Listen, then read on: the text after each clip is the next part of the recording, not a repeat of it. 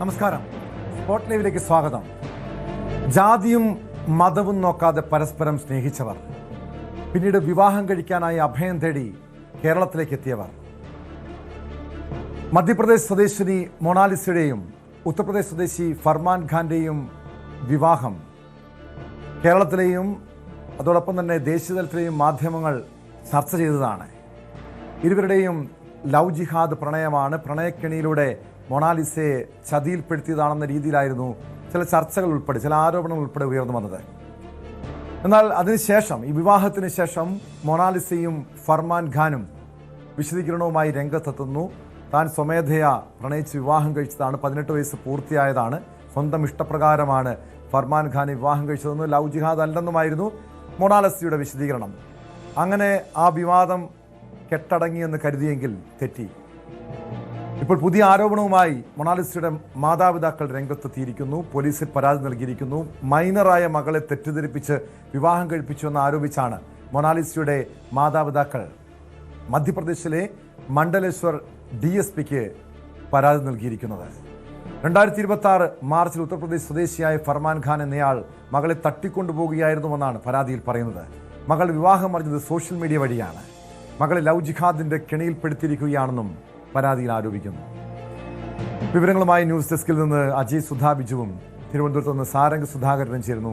ആദ്യം അജയിലേക്കാണ്. അജയ്, നമുക്കറിയാം, കഴിഞ്ഞ ആഴ്ച കേരളത്തിലെ മാധ്യമങ്ങളും ദേശീയ മാധ്യമങ്ങളടക്കം ഈ വിഷയം, ഈ മൊണാലിസയുടെയും ഫർമാൻ ഖാന്റെയും പ്രണയവിവാഹം ചർച്ച ചെയ്തതാണ്. പല രീതിയിലുള്ള ദുഷ്പ്രചരണങ്ങൾ ഉണ്ടായിരുന്നുവെങ്കിൽ പോലും മൊണാലിസയും ഫർമാൻ ഖാനും എല്ലാ ആരോപണങ്ങളും തള്ളുന്നു.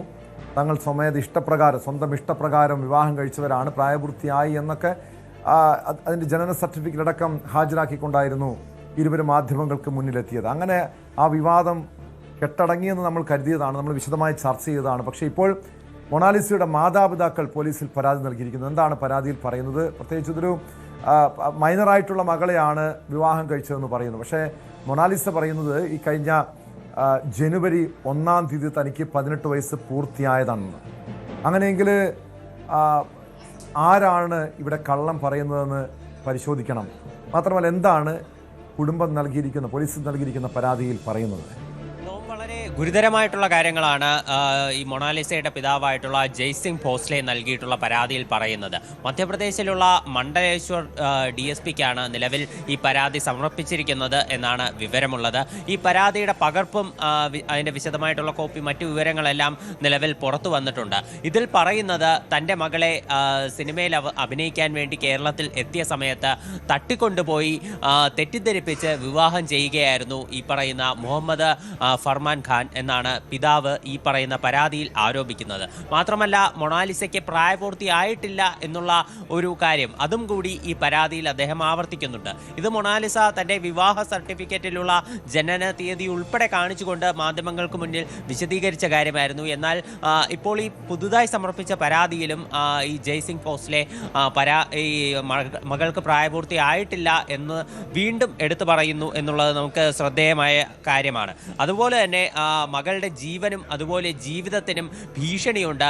മാതാപിതാക്കളുടെ അറിവോ സമ്മതമോ ഇല്ലാതെ തൻ്റെ മകൾ ഒന്നും തന്നെ ചെയ്യില്ല. എന്നാൽ ഇത് തൻ്റെ മകളെ പൂർണ്ണമായിട്ടും തെറ്റിദ്ധരിപ്പിക്കുകയാണ് ചെയ്തത്. മകളുടെ ഭാവിയും അതുപോലെ തന്നെ വിദ്യാഭ്യാസം, കരിയർ ഉൾപ്പെടെ ഇപ്പോൾ പ്രതിസന്ധിയിലാണ് എന്നാണ് നിലവിൽ ഈ പരാതിയിൽ ഈ ജയ്സിംഗ് ഭോസ്ലെ വ്യക്തമാക്കുന്ന ഒരു കാര്യം. നിലവിൽ ഈ DSPക്ക് പരാതി സമർപ്പിച്ചിട്ടുണ്ട് എന്നാണ് അറിയാൻ സാധിച്ചിട്ടുള്ളത്. മറ്റ് നടപടികളൊന്നും തന്നെ സ്വീകരിച്ചിട്ടുള്ളതായി നിലവിൽ നമുക്ക് വിവരം ലഭിച്ചിട്ടില്ല. ഇപ്പോൾ ഈ കേരളത്തിലെ അരുമാനൂർ നയനാർ ക്ഷേത്രത്തിൽ വെച്ച് നടന്ന ഈ വിവാഹം അത് ദേശീയ മാധ്യമങ്ങളടക്കം ചർച്ച ചെയ്തിരുന്നു. പ്രധാനമായിട്ടും ഇപ്പോൾ ഈ കുംഭമേള സമയത്ത് മാല വിൽക്കാനായി എത്തിയതായിരുന്നു മൊണാലിസ എന്ന ഈ പെൺകുട്ടി. ആ സമയത്ത് പല ഇൻസ്റ്റാഗ്രാം റീലുകളിലൂടെയും ഈ പെൺകുട്ടിയുടെ ചിത്രങ്ങളും വീഡിയോകളും വൈറലായി. അതിനെ തുടർന്നാണ് ദേശീയ തലത്തിൽ ഇത്രയധികം പ്രശസ്തി ഈ കുട്ടി നേടിയത്. അതിനുശേഷമാണ് നിരവധി ചലച്ചിത്രങ്ങളിലേക്ക് ഉൾപ്പെടെ ഓഫറുകൾ മൊണാലിസയെ തേടിയെത്തിയത്. ഈ മൊണാലിസ അഭിനയിച്ചു കൊണ്ടിരുന്ന ചിത്രത്തിലെ വില്ലൻ കഥാപാത്രത്തെയാണ് ഈ പറയുന്ന മുഹമ്മദ് ഫർമാൻ അവതരിപ്പിച്ചിരുന്നത്. അപ്പോൾ അതിനുശേഷം ആ സിനിമയുടെ ചിത്രീകരണ സമയത്ത് വെച്ച് കേരളത്തിൽ വെച്ചാണ് ഇരുവരും തമ്മിൽ പ്രണയത്തിലാകുന്നത്. പ്രണയത്തിലായതിനെ തുടർന്ന് ഇവർ തമ്മിലുള്ള ഒരു സോഷ്യൽ മീഡിയ ബന്ധം അത് വീട്ടിൽ അറിയുകയായിരുന്നു. വീട്ടിൽ അറിഞ്ഞതിനെ തുടർന്ന് ഈ പെൺകുട്ടിയുടെ മൊണാലിസയുടെ വീട്ടുകാർ വിവാഹത്തെ ശക്തമായി തന്നെ എതിർത്തു. അതിനുശേഷമാണ് ഇവർ കേരളത്തിൽ വെച്ച് സിനിമാ ഷൂട്ടിങ്ങിൻ്റെ സമയത്ത് തന്നെ തിരുവനന്തപുരത്ത് തമ്പാനൂർ സ്റ്റേഷനിലേക്ക് എത്തി പോലീസിനോട് ഒരു ഇക്കാര്യം പരാതിയായി തന്നെ പോലീസിനോട് പറഞ്ഞത്. അതിനുശേഷം പോലീസിൻ്റെ ഉൾപ്പെടെ സഹായത്തോടെയാണ് നിലവിൽ ഈ അരുമാനൂർ ക്ഷേത്രത്തിൽ വെച്ച് വിവാഹം നടന്നത്. വിവാഹ സർട്ടിഫിക്കറ്റ് ഉൾപ്പെടെ അവർ മാധ്യമങ്ങൾക്ക് മുന്നിൽ കാണിച്ചതാണ്. ഇതിൽ ലവ് ജിഹാദ് ഒന്നും തന്നെ നടന്നിട്ടില്ല. ഈ ഹിന്ദു ആചാരപ്രകാരമാണ് വിവാഹം കഴിച്ചത്, താൻ മതം മാറിയിട്ടില്ല എന്നുൾപ്പെടെ മൊണാലിസ എടുത്തു പറഞ്ഞു. എന്നാൽ ഈ പിതാവ് ഈ പറയുന്ന വിവാഹത്തെ പൂർണ്ണമായും എതിർക്കുകയായിരുന്നു. അദ്ദേഹം തുടർന്ന് മധ്യപ്രദേശിന്റെ മുഖ്യമന്ത്രിയായിട്ടുള്ള മോഹൻ യാദവിന്റെ സഹായം ഉൾപ്പെടെ തേടിക്കൊണ്ട് അപേക്ഷയടക്കം സമർപ്പിച്ചിരുന്നു. അതിനുശേഷമാണ് ഇപ്പോൾ പുതുതായി അടുത്ത പരാതി അദ്ദേഹം ഈ മണ്ഡലേശ്വർ പോലീസ് സ്റ്റേഷനിൽ സമർപ്പിച്ചിരിക്കുന്നത്.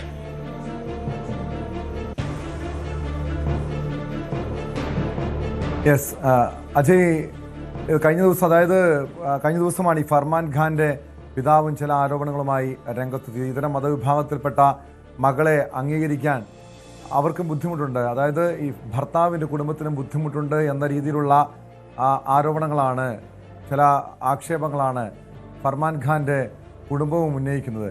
അതായത് രണ്ട് വീട്ടുകാർക്കും എതിർപ്പുണ്ട്, ഈ വിവാഹത്തിൽ എതിർപ്പുണ്ട്.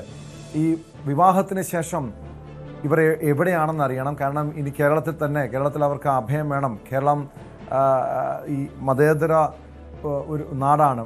അതുകൊണ്ട് തന്നെ ഇവിടെ തുടരാൻ തങ്ങളെ അനുവദിക്കണമെന്ന രീതിയിലായിരുന്നു മൊണാലിസയും ഫർമാൻ ഖാനും തങ്ങളുടെ നിലപാട് വ്യക്തമാക്കിയത്. പക്ഷേ അതിനിടെ മൊണാലിസയുടെ പിതാവ് മധ്യപ്രദേശ് മുഖ്യമന്ത്രിക്കടക്കം പരാതി നൽകിയിട്ടുണ്ട്. മകൾ ഈ ലവ് ജിഹാദിൻ്റെ ഇരയാണ്, മകളെ തിരികെ നാട്ടിലെത്തിക്കാൻ വേണ്ടിയുള്ള ഇടപെടൽ നടത്തണമെന്നൊക്കെ. അങ്ങനെ മധ്യപ്രദേശ് സർക്കാരിൻ്റെ ഭാഗത്തുനിന്ന് ഒരു ഇടപെടൽ ഉണ്ടായിട്ടുണ്ടോ? അത്തരം ഇടപെടലുകൾ ഉണ്ടാകുമോ?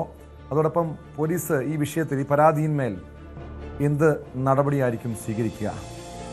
പിതാവിന്റെ പരാതിയിൽ ഔദ്യോഗികമായി എന്തെങ്കിലും തരത്തിലുള്ള ആക്ഷൻ പോലീസ് സ്വീകരിച്ചോ അല്ലെങ്കിൽ മധ്യപ്രദേശ് സർക്കാരിന്റെ ഭാഗത്തു നിന്ന് ഇടപെടലുകൾ ഉണ്ടായതായിട്ട് നമുക്ക് ഔദ്യോഗികമായി വിവരങ്ങളൊന്നും ലഭിച്ചിട്ടില്ല. എന്നാൽ നിലവിൽ ഈ മണ്ഡലേശ്വർ DSPക്ക് പരാതി നൽകിയ സാഹചര്യത്തിൽ പോലീസിന്റെ ഭാഗത്തു നിന്നുള്ള തുടർ അന്വേഷണവും അതുപോലെ തന്നെ ഇവരുടെ മാരേജ് സർട്ടിഫിക്കറ്റ് അടക്കം പരിശോധിക്കുന്ന നടപടികൾ ഉണ്ടാകും എന്ന് തന്നെയാണ് നമ്മൾ പ്രതീക്ഷിക്കുന്നത്. ഇപ്പോൾ ടോം സൂചിപ്പിച്ചതുപോലെ തന്നെ ഇപ്പോൾ കഴിഞ്ഞ ദിവസമാണ് ഈ പറയുന്ന മുഹമ്മദ് ഫർമാന്റെ പിതാവായിട്ടുള്ള ജാഫർ അലി അദ്ദേഹം മാധ്യമങ്ങളോട് പ്രതികരിച്ചിരുന്നത്. അദ്ദേഹവും പറഞ്ഞത് തങ്ങളുടെ മകൻ ഇത്തരത്തിൽ വിവാഹം ചെയ്യാൻ പോകുന്നതായി തങ്ങൾക്ക് അറിവില്ല. ഈ തങ്ങളുടെ ഗ്രാമത്തിലേക്ക് ഇടയ്ക്കിടെ മാത്രമായിരുന്നു മകൻ സന്ദർശിച്ചിരുന്നത്, കൂടുതലും പുറത്തായിരുന്നു. ഇത്തരമൊരു വിവാഹം അത് ഒരിക്കലും കുടുംബം അംഗീകരിക്കില്ല. ഈ പറയുന്ന ഇതര മതസ്ഥയായ പെൺകുട്ടിയെ ഒരിക്കലും തങ്ങൾക്ക് അംഗീകരിക്കാൻ കഴിയില്ല എന്നാണ് മുസ്ലിം ജാട്ട് വിഭാഗത്തിൽപ്പെട്ട ഈ ജാഫർ അലി പ്രതികരിച്ചത്. ഈ പറയുന്ന ഈ മുഹമ്മദ് ഫർമാന്റെ പിതാവാണ് ഇത്തരത്തിൽ ഈ പെൺകുട്ടിയുടെ പിതാവിന്റെ പിന്നാലെ വിവാഹത്തെ അംഗീകരിക്കില്ലെന്ന് പറഞ്ഞത്. നിലവിൽ ഈ രണ്ടുപേരും കേരളത്തിൽ തന്നെ തുടരുന്നു എന്നുള്ള കാര്യമാണ് നമുക്ക് അറിയാൻ സാധിച്ചത്. ഇവർ പോലീസിന്റെ സംരക്ഷണം ഉൾപ്പെടെ ആവശ്യപ്പെട്ടിരുന്നു. ഇപ്പോൾ ഈ പെൺകുട്ടിയുടെ പിതാവ് മധ്യപ്രദേശ് സർക്കാരിനും അതുപോലെ തന്നെ പോലീസിനും ഉൾപ്പെടെ നിലവിൽ പരാതി നൽകി കഴിഞ്ഞു.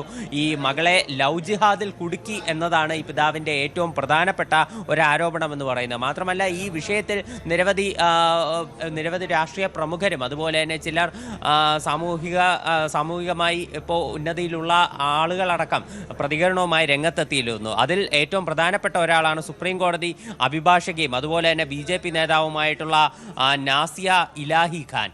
അവർ വ്യക്തമാക്കിയ ഒരു കാര്യമെന്ന് പറയുന്നത് ഈ വിവാഹം അത് ഹിന്ദു ഈ ഹിന്ദു മതത്തെ അധിക്ഷേപിക്കുന്ന ഒന്നായിരുന്നു ഈ പറയുന്ന വിവാഹം. ഇതിന് തെളിവായി അവർ ഉയർത്തിക്കാട്ടിയിരുന്ന ഒരു കാര്യം എന്ന് പറയുന്നത് ഈ പറയുന്ന മുഹമ്മദ് ഫർമാൻ അയാൾ മാധ്യമങ്ങളോട് പ്രതികരിച്ചപ്പോൾ ഉൾപ്പെടെ പറഞ്ഞത് അദ്ദേഹം ഈ മുസ്ലിം മതം പിന്തുടരുന്ന ഒരാളാണ്, മുസ്ലിം മതാചാര പ്രകാരം ജീവിക്കുന്ന ഒരാളാണ് എന്നാണ് മാധ്യമങ്ങളോട് പ്രതികരിച്ചിരുന്നത്. എന്നാൽ ആ ഒരു വസ്തുത നിലനിൽക്കെ ഹിന്ദു ആചാരപ്രകാരം വിവാഹം നടത്തുന്നത് അത് ഒരിക്കലും അംഗീകരിക്കാൻ കഴിയില്ല, ഇത് ഹിന്ദു മതത്തെ അവഹേളിക്കുന്നതാണ് എന്ന് പറഞ്ഞുകൊണ്ട് ഇത്തരത്തിൽ ഈ സുപ്രീം കോടതി അഭിഭാഷകയടക്കം മുന്നോട്ട് വരുന്ന ഒരു സാഹചര്യം ഉണ്ടായിരുന്നു. അപ്പോൾ ഈ വിഷയത്തിൽ രാഷ്ട്രപതി ഉൾപ്പെടെ ഇടപെടണം എന്നാണ് ഇവർ ആവശ്യം ഉന്നയിച്ചത്. നാസിയ ഇലാഹി ഖാനാണ് ഇത്തരമൊരു ആവശ്യം പറഞ്ഞത്. ഇവരൊരു BJP നേതാവ് കൂടിയാണ്. അപ്പോൾ ഇത്തരം പല പ്രതികരണങ്ങൾ പലരുടെയും ഭാഗത്ത് നിന്ന് തുടർച്ചയായിട്ട് ഉണ്ടാകുന്നുണ്ട്. പ്രധാനമായിട്ടും അപ്പോഴാണ് ഈ ജയ്സിംഗ് ഭോസ്ലെ ഈ പിതാവിൻ്റെ ഭാഗത്തു നിന്നുള്ള ഈ പുതിയ നീക്കം എന്ന് പറയുന്നത്. എന്തായാലും ഈ പരാതിയിൽ മധ്യപ്രദേശ് പോലീസിൻ്റെ ഭാഗത്ത് നിന്ന് അന്വേഷണം ഉണ്ടാകും. ഇരുവരുടെയും മാരേജ് സർട്ടിഫിക്കറ്റ് അടക്കം പരിശോധിക്കും. അതിനുശേഷമായിരിക്കും മറ്റ് തുടർ നടപടികൾ സ്വീകരിക്കുക. യെസ്, വ്യക്തമാണ്. എന്തായാലും ഈ വിഷയത്തിൽ ഇനി മധ്യപ്രദേശ് പോലീസിൻ്റെ ഭാഗത്തുനിന്നുള്ള നടപടി എന്താണെന്ന് കൂടി അറിയണം. മാത്രമല്ല ഈ വിഷയം വലിയ ദേശീയ തലത്തിലടക്കം വലിയ വിവാദമായ പശ്ചാത്തലത്തിൽ ദേശീയ അന്വേഷണ ഏജൻസികൾ ഈ വിഷയത്തിൽ ഇടപെടുമോ എന്നതുകൂടി അറിയേണ്ടതാണ്. കാരണം BJP ഇതൊരു വലിയ രാഷ്ട്രീയ ആയുധമാക്കുന്നുണ്ട്, പ്രത്യേകിച്ചും വടക്കേന്ത്യൻ സംസ്ഥാനങ്ങളിൽ. മൊണാലിസയുടെ വിവാഹത്തിൽ രാഷ്ട്രപതി ഇടപെടണമെന്ന് ആവശ്യപ്പെട്ടായിരുന്നു നേരത്തെ BJP നേതാവും സുപ്രീം കോടതി അഭിഭാഷകയുമായ നാസിയ ഇലാഹി ഖാൻ രംഗത്തെത്തിയത്. കാരണം ഈ വിഷയത്തിൽ ഈ ഒരു വിവാഹത്തിൽ ഹിന്ദു മത ആചാരത്തിന് എതിരായിട്ടുള്ള പല കാര്യങ്ങളും നടന്നിട്ടുണ്ട് തുടങ്ങിയ ആരോപണങ്ങളടക്കം BJP ഉന്നയിക്കുന്നുണ്ട്. ലവ് ജിഹാദ് ആരോപണം ഉന്നയിക്കുന്നുണ്ട്. എന്തായാലും ഇപ്പോൾ മൊണാലിസയും ഭർത്താവും എവിടെയാണെന്ന് കൂടി അറിയണം. തിരുവനന്തപുരത്ത് നിന്ന് സാരംഗ് സുധാകരൻ ചേരുന്നുണ്ട്. സാരംഗ് അന്ന് ഈ വാർത്ത റിപ്പോർട്ട് ചെയ്തപ്പോൾ, അതായത് ഈ മൊണാലിസയും ഭർത്താവും അവരുടെ വാർത്താ സമ്മേളനത്തിലടക്കം പങ്കെടുത്താണ്. അവർ വിശദീകരിച്ചെന്താണെന്ന് കൃത്യമായി മനസ്സിലാക്കിയതാണ്.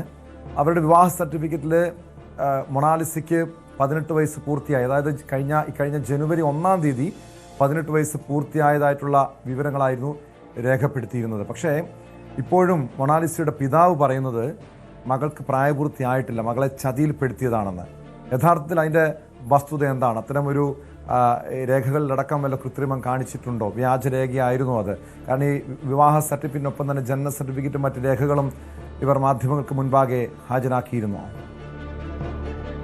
ടോം, ഈ കാര്യത്തിൽ കൂടുതൽ അന്വേഷണം വേണ്ടിവരുമെന്നാണ് മനസ്സിലാക്കാൻ കഴിയുന്നത്. കാരണം ഇപ്പോൾ ലവ് ജിഹാദ് ആരോപണം നിലനിൽക്കുന്നു.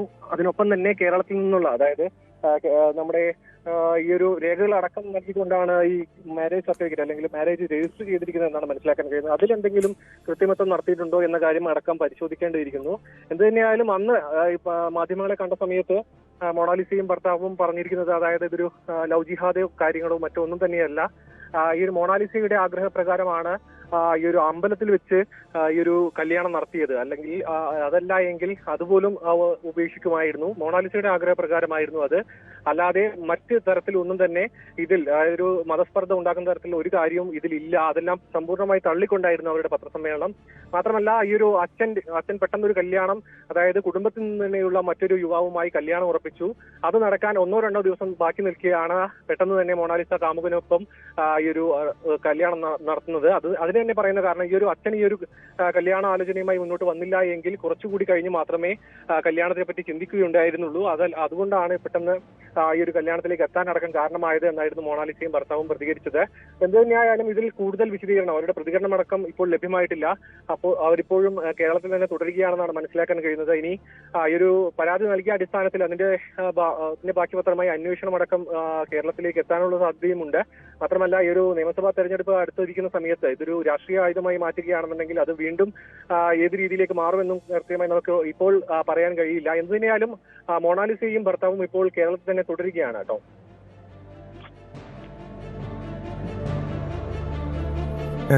വ്യക്തമാണ്. സാരംഗ് സുധാകരൻ, അജയ് സുധാ ബിജുവുമാണ് വിവരങ്ങൾ നൽകിയത്. മൊണാലിസയുടെയും ഫർമാൻ ഖാന്റെയും വിവാഹവുമായി ബന്ധപ്പെട്ടുള്ള വിവാദങ്ങൾ ഇപ്പോഴും കെട്ടടങ്ങിയിട്ടില്ല. മകളെ ചതിയിൽപ്പെടുത്തിയതാണ്, പ്രായപൂർത്തിയായിട്ടില്ല.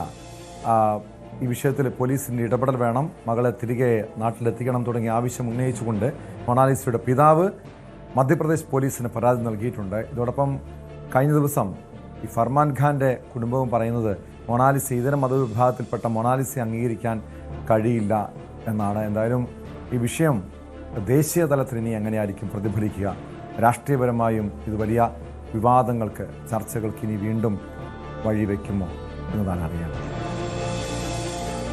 കാസർഗോഡ് +2 പരീക്ഷയിൽ ആൾമാറാട്ടം കേസിൽ ഒരു യുവാവ് അറസ്റ്റിൽ. ബംബ്രാണ സ്വദേശി മുഹമ്മദ് മുക്താറാണ് അറസ്റ്റിലായത്. ഇയാളടക്കം 2 പേർക്കെതിരെയാണ് കുമ്പള പോലീസ് കേസ് രജിസ്റ്റർ ചെയ്തത്. Mogral government vocational higher secondary സ്കൂളിൽ തിങ്കളാഴ്ച ഉച്ചയ്ക്ക് ശേഷം നടന്ന കമ്പ്യൂട്ടർ ആപ്ലിക്കേഷൻ പരീക്ഷയ്ക്കിടെയാണ് സംഭവം. വിവരങ്ങളുമായി കാസർഗോഡ് നിന്ന് KB ബൈജു ചേരുന്നുണ്ട്. ബൈജു, നമ്മൾ ഇതിനു മുൻപ് ഈ പരീക്ഷയിൽ ആൾമാറാട്ടത്തെക്കുറിച്ച് കേട്ടിട്ടുണ്ട്. പക്ഷേ ഇപ്പോൾ വലിയ സംവിധാനങ്ങളും CCTV നിരീക്ഷണങ്ങളൊക്കെ ഉള്ള കൃത്യമായ പരിശോധനകളൊക്കെ വിദ്യാഭ്യാസ വകുപ്പിന് ഭാഗത്തുനിന്ന് നടക്കുന്നൊരു കാലഘട്ടത്തിലാണ് ഒരു ആൾമാറാട്ടം ഈ മൊഗ്രാൽ ഗവൺമെൻറ് ഹയർ സെക്കൻഡറി സ്കൂളിൽ, വൊക്കേഷണൽ ഹയർ സെക്കൻഡറി സ്കൂളിൽ നടക്കുന്നത്. ഇതെങ്ങനെയാണ് ഇതൊരു ആൾമാറാട്ടമാണെന്ന് തിരിച്ചറിഞ്ഞത്? എന്ത് നടപടിയായിരിക്കും ഈ യുവാവിനെതിരെ ഉണ്ടാവുക?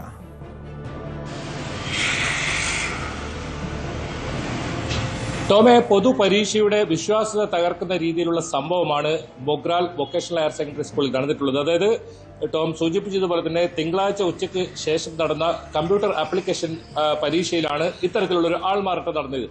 20 വയസ്സുകാരനായ മുഹമ്മദ് അക്താർ എന്ന് പറയുന്ന ഈ ഒരു അഡ്യത്തെടുക്ക സ്വദേശിയാണ്, ബംബ്രാണ അഡ്യത്തെടുക്ക സ്വദേശിയാണ്. ഇത് അധ്യാപകരുടെ ശ്രദ്ധയിൽപ്പെടുകയും അധ്യാപകർക്ക് സംശയം തോന്നിയതിനെ തുടർന്ന് പിന്നീട് വിശദമായി നടത്തിയ അന്വേഷണത്തിലാണ് ഇത് ഇത്തരത്തിൽ ആൾമാറാട്ടമാണെന്ന് വ്യക്തമാകുന്നത്. പിന്നീട് കുമ്പള പോലീസിനെ വിവരമറിയിക്കുകയായിരുന്നു. ഏതായാലും ഇയാൾക്കെതിരെ ഇത്തരത്തിലുള്ള വ്യാജ രേഖ ചമക്കൽ, ആൾമാറാട്ടം തുടങ്ങിയ വകുപ്പുകൾ പ്രകാരം, ജാമ്യമില്ലാ വകുപ്പ് പ്രകാരമാണ് കേസെടുത്തിട്ടുള്ളത്. ഇത് കൂടാതെ ഈ പരീക്ഷ എഴുതേണ്ട വിദ്യാർത്ഥിക്കെതിരെയും കേസെടുത്തിട്ടുണ്ട്. ഈ വിദ്യാർത്ഥിയുടെ അറിവോടെയും സഹകരണത്തോടെയുമാണ് ഇത്തരത്തിലൊരു സംഭവമെന്ന് പോലീസ് അന്വേഷണത്തിൽ കണ്ടെത്തിയിട്ടുണ്ട്. ഇതിൽ പോലീസ് പറയുന്നത് ഈ പൊതുപരീക്ഷയുടെ വിശ്വാസ്യത അത് തകർക്കുന്ന രീതിയിലുള്ള ഇത്തരം സംഭവങ്ങൾക്കെതിരെ കർശന നടപടി സ്വീകരിക്കുമെന്നാണ്. മാത്രമല്ല ഇനി ഭാവിയിലും പരിശോധന കർശനമാക്കും. അതുപോലെ തന്നെ പൊതുവിദ്യാഭ്യാസ വകുപ്പും ഈ വിഷയത്തിൽ കർശന നടപടി സ്വീകരിക്കാൻ ആവശ്യപ്പെട്ടിട്ടുണ്ട്. മാത്രമല്ല ഇനി കർശനമായ പരിശോധനയും നടത്താൻ ആവശ്യപ്പെട്ടിട്ടുണ്ട്. എന്തായാലും അധ്യാപകർ ഇത്തരത്തിലുള്ള ഒരു സംഭവം കയ്യോടെ പൊക്കുകയായിരുന്നു. ഇയാൾ കയ്യോടെ അറസ്റ്റ് ചെയ്ത സാഹചര്യമാണ് ഉണ്ടായത്. ഏതായാലും മറ്റു സ്കൂളുകളിലൊക്കെ ഇത്തരത്തിലുള്ള സംഭവം ഉണ്ടോ എന്നതും പോലീസ് അന്വേഷിക്കുന്നുണ്ട്. അതോടൊപ്പം അധ്യാപകരും അതീവ ജാഗ്രതയിൽ തന്നെയാണ്. ഇത്തരം പരീക്ഷ ആൾമാറാട്ടം ഒക്കെ ഉണ്ടാകാനുള്ള ഒരു സാധ്യത അവർ കാണുന്നുണ്ട്. ഇത് Mogral government vocational higher secondary സ്കൂളിൽ മാത്രം ഒതുങ്ങുന്നില്ല, മറ്റ് സ്കൂളുകളിലും ഇങ്ങനെ സംഭവം ഉണ്ടായേക്കാം എന്ന ഒരു സൂചനയുണ്ട്. അതുകൊണ്ട് തന്നെ മറ്റ് പരീക്ഷാ കേന്ദ്രങ്ങളിലും എല്ലാ സ്കൂളുകളിലും ഇത്തരം പരിശോധന കർശനമാക്കാൻ നിർദ്ദേശം നൽകിയിട്ടുണ്ട്. പ്രത്യേകിച്ച് പൊതുവിദ്യാഭ്യാസ വകുപ്പ് ഇത് സംബന്ധിച്ച് നിർദ്ദേശം നൽകിയിട്ടുണ്ട്. അതോടൊപ്പം പോലീസിന്റെ നിരീക്ഷണവും വരും ദിവസങ്ങളിൽ ശക്തമാക്കുമെന്നാണ് ഇപ്പോൾ അറിയിച്ചിട്ടുള്ളത്. ഏതായാലും ഈ ഒരാളെ അറസ്റ്റ് ചെയ്തിട്ടുണ്ട്. ഈ നേരത്തെ പറഞ്ഞതുപോലെ തന്നെ ഈ മുഹമ്മദിനെ അറസ്റ്റ് ചെയ്തിട്ടുണ്ട്. ഇയാൾ അഡ്യത്തെടുക്ക സ്വദേശിയാണ്, ബംബ്രാണ അഡ്യത്തെടുക്ക എന്ന് പറയുന്ന സ്ഥലത്തെ. അതായത് ബൈജു, ഈ പരീക്ഷ ആൾമാറാട്ടം നടത്തി പരീക്ഷ എഴുതാനെത്തിയ ആളെയാണ് അറസ്റ്റ് ചെയ്തിരിക്കുന്നത്. പക്ഷെ ആർക്ക് വേണ്ടിയാണ് ഈ ആൾമാറാട്ടം നടത്തിയതെന്ന് അറിയണം. അങ്ങനെയെങ്കിൽ അത് സ്വാഭാവികമായി കണ്ടെത്താൻ എളുപ്പമാണ്. അങ്ങനെയെങ്കിൽ ആ വിദ്യാർത്ഥിക്കെതിരെയും നടപടി ഉണ്ടാകേണ്ടതല്ലേ?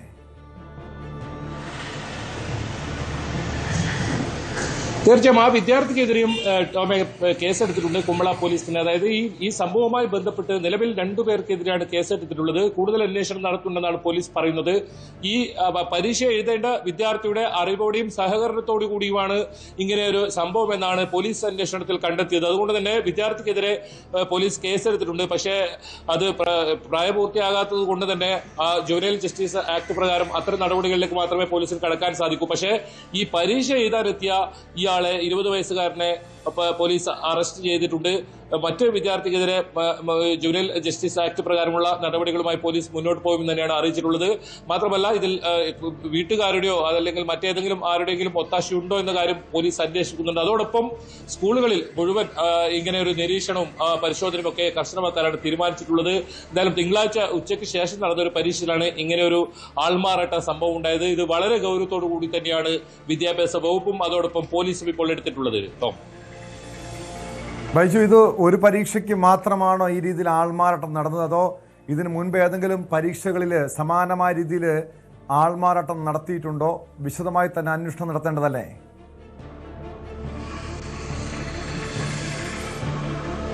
അത് പോലീസ് ആ കാര്യം വ്യക്തമാക്കുന്നുണ്ട്. അതായത് പൊതുപരീക്ഷയുടെ വിശ്വാസ്യത തകർക്കാൻ അനുവദിക്കില്ല. അതുകൊണ്ട് തന്നെ ഇതിൽ വിശദമായ ഒരു അന്വേഷണം ഉണ്ടാവും. നിലവിൽ ഇയാളെ ചോദ്യം ചെയ്തതിൽ നിന്നും ഇത്തരത്തിൽ തിങ്കളാഴ്ച ഉച്ചയ്ക്ക് ശേഷം നടന്ന ഈ കമ്പ്യൂട്ടർ ആപ്ലിക്കേഷൻ പരീക്ഷയിലാണ് ഇയാൾ ഇത്തരം പരീക്ഷ എഴുതാൻ എത്തിയതെന്നാണ് പോലീസിന് മനസ്സിലാക്കിയത്. ഇതിന് മുമ്പ് നടന്ന പരീക്ഷകളിൽ ഇയാൾ ആൾമാറാട്ടം നടത്തിയതോ അത്തരം കാര്യങ്ങൾ പോലീസിന് ഇതുവരെ കണ്ടെത്താൻ സാധിച്ചിട്ടില്ല. അതോടൊപ്പം ഇങ്ങനെ കൂടുതൽ സ്കൂളുകളിൽ ഇത്തരം സംഭവങ്ങളുണ്ടോ എന്നത് വളരെ ഗൗരവത്തോടുകൂടി അന്വേഷിക്കുമെന്നാണ് ജില്ലാ പോലീസ് മേധാവി ഉൾപ്പെടെ വ്യക്തമാക്കിയിട്ടുള്ളത്. ഇത് സംസ്ഥാനത്ത് മുഴുവൻ ഈ ഒരു സംഭവം പരിശോധന കർശനമാക്കാൻ തീരുമാനിച്ചിട്ടുണ്ട്. സംസ്ഥാനം മുഴുവൻ ഇങ്ങനെ ഈ സാഹചര്യം, ഇങ്ങനൊരു സംഭവം റിപ്പോർട്ട് ചെയ്തതിന്റെ അടിസ്ഥാനത്തിൽ വിദ്യാഭ്യാസ വകുപ്പും എല്ലാ സ്കൂളുകളിലും ഇത്തരം നിർദ്ദേശം നൽകിയിട്ടുണ്ട്. ഈ പരീക്ഷ എഴുതുന്ന ആളുകളെ കൃത്യമായി നിരീക്ഷിക്കാനും ഏതായാലും ഈ സ്കൂളിലെ അധ്യാപകരുടെ കൃത്യമായ ഇടപെടലാണ് ഈ ഒരു സംഭവം കണ്ടെത്താൻ സാധിച്ചത്. അതൊരു പക്ഷേ ഇനി വരും ദിവസങ്ങളിലും ആ പരിശോധന കർശനമാക്കാൻ തന്നെയാണ് തീരുമാനിച്ചിട്ടുള്ളത്. ഈ സ്കൂളിലെ പ്രിൻസിപ്പലിന്റെ പരാതിയിലാണ്, ബിന്നി എന്ന് പറയുന്ന സ്കൂളിലെ പ്രിൻസിപ്പലിന്റെ പരാതിയിലാണ് കുമ്പള പോലീസ് ഈ സംഭവത്തിൽ കേസെടുത്തതും ഇപ്പോൾ ഒരാളെ അറസ്റ്റ് ചെയ്തിട്ടുമുള്ളത്.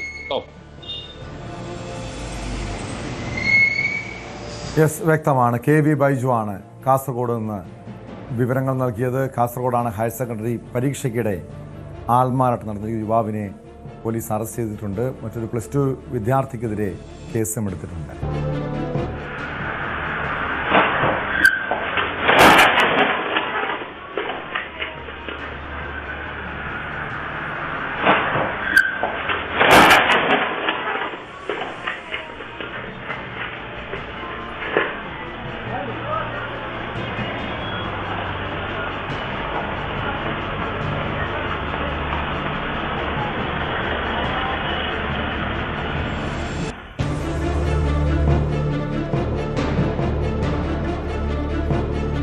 സ്പോട്ട് ലൈവിലേക്ക് വീണ്ടും. മംഗളൂരുവിൽ വ്യവസായിയെ സിനിമാ സ്റ്റൈലിൽ കാറിടിച്ച് കൊലപ്പെടുത്താൻ ശ്രമിച്ചതിന്റെ ദൃശ്യങ്ങളാണ് ഇപ്പോൾ കണ്ടത്. 2 കോടി രൂപയുടെ ഭൂമിയിടപാടുമായി ബന്ധപ്പെട്ട തർക്കത്തിലാണ് വ്യവസായിയെ കൊലപ്പെടുത്താനുള്ള ശ്രമം. സംഭവത്തിൽ 26-കാരനെ പോലീസ് അറസ്റ്റ് ചെയ്തു. മംഗളൂരു സ്വദേശി ഇക്ബാലിന്റെ മകൻ മുഹമ്മദ് ഷെരീഫാണ് പിടിയിലായത്. മല്ലിക്കാട്ടെ സ്വദേശിയും വ്യവസായിയുമായ മോഹൻദാസ് ഷെട്ടിയുടെ പരാതിയിലാണ് അറസ്റ്റ്. സ്കൂട്ടറിൽ യാത്ര ചെയ്യവരെ വാഹനമിടിച്ച് കൊലപ്പെടുത്താൻ ശ്രമിക്കുന്നതിന്റെ CCTV ദൃശ്യങ്ങൾ ഉൾപ്പെടെ പോലീസ് ശേഖരിച്ചിട്ടുണ്ട്. വിവരങ്ങളുമായി KV ബൈജു വീണ്ടും ചേരുന്നുണ്ട്. ബൈജു, കണ്ടു കഴിഞ്ഞാൽ തന്നെ ഭയാനകമാണ് ആ ദൃശ്യങ്ങൾ. വാഹനത്തിൽ സ്കൂട്ടറിൽ യാത്ര ചെയ്യുകയായിരുന്ന വ്യവസായിയാണ് പിന്നാലെ കാറിലെത്തിയ സംഘം കൊലപ്പെടുത്താൻ ശ്രമിക്കുന്നത്. ഈ ഭൂമിയിടപാടിനപ്പുറം മറ്റെന്തെങ്കിലും പ്രശ്നങ്ങളുണ്ടോ ഈ വധശ്രമത്തിന് പിന്നിൽ? ഇത് ഒരു ആസൂത്രിതമായ കൊലപാതക ശ്രമം എന്ന് തന്നെ കരുതേണ്ടതല്ലേ?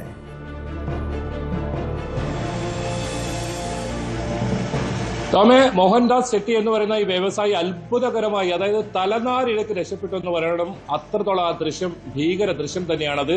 അതായത് ഈ മുഹമ്മദ് ഷെരീഫ് എന്ന് പറയുന്ന 26 വയസ്സുകാരൻ ആണ് ഈ കാർ ഓടിച്ചിരുന്നത്. ഇവര് തമ്മിൽ വലിയ തോതിലുള്ള ഭൂമി ഇടപാടുണ്ടായിരുന്നു. അതായത് 2 കോടിയോളം രൂപയുടെ ഭൂമി ഇടപാടുണ്ടായിരുന്നു. അതിൽ ഈ പണം നൽകാതെ, ഭൂമി തിരിച്ചു നൽകാതെ ഈ ഷെട്ടി ഇവരെ വഞ്ചിച്ചു എന്ന് ആരോപിച്ച് വലിയ തോതിലുള്ള ഇവർ തമ്മിൽ തർക്കമുണ്ടായിരുന്നു. അങ്ങനെ ഈ തർക്കം പരിഹരിക്കാനായി മംഗളൂരു നഗരത്തിൽ തന്നെയുള്ള ഒരു കേന്ദ്രത്തിൽ ഈ ദൃശ്യങ്ങൾ കാണുന്നതിന് സമീപത്ത് ഇവർ ചർച്ചയ്ക്കായി എത്തിയതായിരുന്നു. ആ ചർച്ചയ്ക്കായി എത്തുന്നതിനിടയിൽ ഇയാളുടെ ഷെരീഫിന്റെ ഫോൺ ഇവർ പിടിച്ചു വാങ്ങുകയും അങ്ങനെ വാക്ക് തർക്കമൊക്കെ ഉണ്ടാവുകയും അങ്ങനെ മോഹൻദാസ് ഷെട്ടി അവിടെ നിന്നും സ്കൂട്ടറിൽ ദേഷ്യപ്പെട്ട് ഇറങ്ങിപ്പോവുകയായിരുന്നു.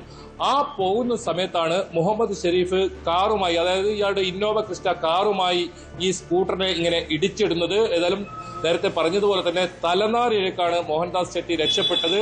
ഇതിൽ പോലീസ് മോഹൻദാസ് ഷെട്ടിയുടെ പരാതിയിൽ പോലീസ് കേസെടുത്തിട്ടുണ്ട്. കൊലപാതക ശ്രമം ഉൾപ്പെടെ ഉള്ള വകുപ്പുകൾ ചുമത്തിയാണ് മംഗളൂരു പോലീസ് ഈ സംഭവത്തിൽ കേസെടുത്തിട്ടുള്ളത്. ഏതായാലും ഇവർ തമ്മിൽ വലിയ തർക്കങ്ങൾ കുറെ ദിവസങ്ങളായി നടന്നുകൊണ്ടിരിക്കുകയായിരുന്നു. അത് പല ഭാഗങ്ങളിൽ, മംഗളൂരുവിലെ ബെൽത്തങ്ങാടി ഉൾപ്പെടെയുള്ള പല ഭാഗങ്ങളിൽ ഇവർ തമ്മിൽ ഈ പണമിടപാടും ആ പണമിടപാടിനെ തുടർന്ന് ഭൂമി ഇടപാടും ഒക്കെ ഉണ്ടായിരുന്നു. പക്ഷേ മോഹൻദാസ് ഷെട്ടി ഇവർക്ക് പണം തിരിച്ചു നൽകിയില്ല, അല്ലെങ്കിൽ ഇതിന്റെ ലാഭവിഹിതം ഒന്നും നൽകിയില്ല, പണം തിരിച്ചു നൽകാനും തയ്യാറായില്ല. അതാണ് ഈ ഒരു പ്രകോപനത്തിന് കാരണമെന്നാണ് പോലീസ് പറയുന്നത്, മംഗളൂരു പോലീസ് പറയുന്നത്.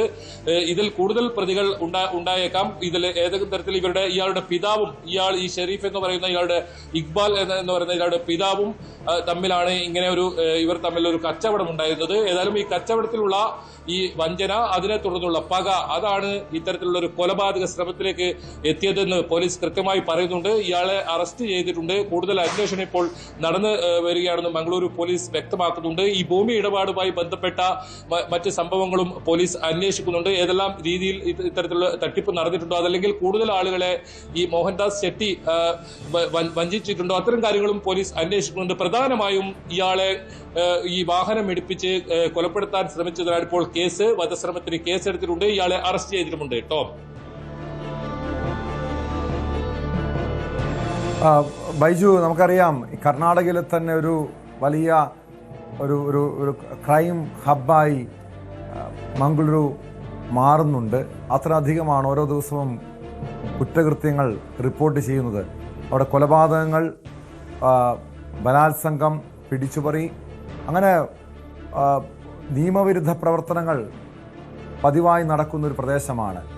പോലീസിൻ്റെയൊക്കെ ശക്തമായ ഇടപെടൽ, ഇത്തരം ഈ ക്രിമിനലുകൾക്കെതിരെ പോലീസ് ശക്തമായ ഇടപെടൽ നടത്തുന്നുണ്ടോ? മാത്രമല്ല ഈ കേസിൽ പിടിയിലായ മുഹമ്മദ് ഷെരീഫിൻ്റെ ഒരു പശ്ചാത്തലം കൂടി എന്താണെന്ന് അറിയണം. ഈ ഒരു പതിവായി ഇതേ രീതിയിൽ നിയമവിരുദ്ധ പ്രവർത്തനങ്ങൾ നടത്തുന്ന വ്യക്തിയാണ്. ഭൂമി ഇടപാടുണ്ട്, മറ്റു പല രീതിയിലുള്ള ഗുണ്ടാ പ്രവർത്തനങ്ങളുണ്ട്. ഇയാൾക്കെതിരെ എന്ത് നടപടിയാണ് ഈ കേസുമായി ബന്ധപ്പെട്ട് ഇപ്പോൾ സ്വീകരിച്ചിരിക്കുന്നത്?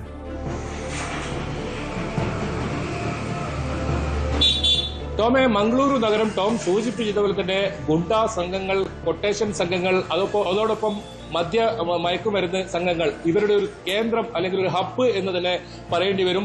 പോലീസിന്റെ ഭാഗത്തു നിന്നും ഓരോ ദിവസവും ശക്തമായ നടപടികളുമായി മുന്നോട്ട് പോകുമ്പോഴും ഈ സംഘങ്ങളെ ഒന്നും പൂർണ്ണമായും ഇല്ലാതാക്കാൻ പോലീസിനെ കൊണ്ട് സാധിക്കുന്നില്ല.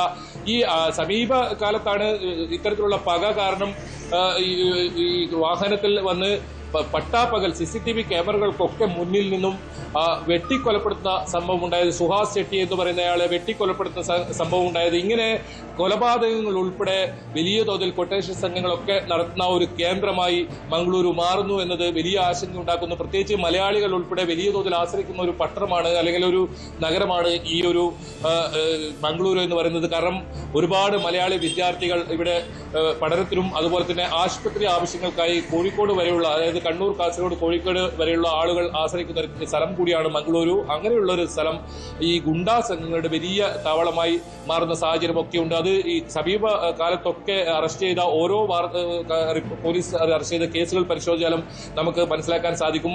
തുടർച്ചയായ ദിവസങ്ങളിൽ കൊലപാതകമുണ്ടായ സമയമൊക്കെ കഴിഞ്ഞ ഏതാനും മാസങ്ങൾക്ക് ഇടയുണ്ടായിരുന്നു. ഒരു പക എന്ന രീതിയിൽ, കൊലയ്ക്ക് മറുകൊല എന്ന രീതിയിലൊക്കെ കാര്യങ്ങളുണ്ടായിരുന്നു. ഈ അടുത്താണ് ഇത്തരം കാര്യങ്ങളിൽ നിന്നും കുറച്ചുകൂടി ഒരു സമാധാനത്തിലേക്ക് മംഗളൂരു വന്നത്. ഇതിനിടയിലാണ് ഇത്തരം ഒരു സംഭവം നടന്നത്. ഏതായാലും ഇയാൾക്ക് ഏതെങ്കിലും തരത്തിലുള്ള ക്രിമിനൽ പശ്ചാത്തലം ഉണ്ടോ എന്ന കാര്യങ്ങളൊക്കെ പോലീസ് അന്വേഷിക്കുന്നുണ്ട്. നിലവിൽ ഇവർ തമ്മിൽ വ്യക്തി വൈരാഗ്യം, പണമിടപാടുമായി ബന്ധപ്പെട്ട തർക്കം, ഇയാളുടെ 2 കോടിയോളം രൂപ ഇയാൾ വഞ്ചിച്ചു, അതിനുള്ള പക, അതാണ് ഈ ഒരു സംഭവത്തിന് പിന്നിൽ നിന്നാണ് പോലീസ് പറയുന്നത്. കൂടുതൽ അന്വേഷണം ഇത് സംബന്ധിച്ച് നടക്കുന്നുണ്ട്. അതോടൊപ്പം പോലീസ് ഒരു കാര്യം പറയുന്നുണ്ട്, ദേശീയ പാതയിലും അതുപോലെ തന്നെ ഈ അപകടം നടക്കുന്ന സമയത്ത്, ഈ വധശ്രമം നടക്കുന്ന സമയത്ത് ഈ വാഹനത്തിൽ, ഇന്നോവ കാറിൽ ഈ 26-കാരൻ ഈ യുവാവ് മാത്രമായിരുന്നു ഉണ്ടായിരുന്നത്, അതോ ഒരു സംഘം ചേർന്നുള്ള ആക്രമണമായിരുന്നോ?